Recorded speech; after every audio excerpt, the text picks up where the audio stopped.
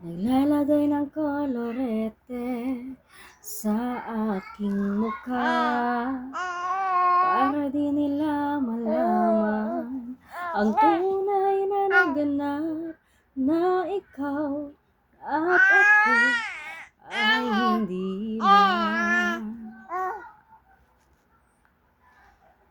Iniinsayo pang mga ngiti para di halata, damdamin ko'y pinipigil, sa loob umiiyak, dahil ikaw at ako ay hindi na.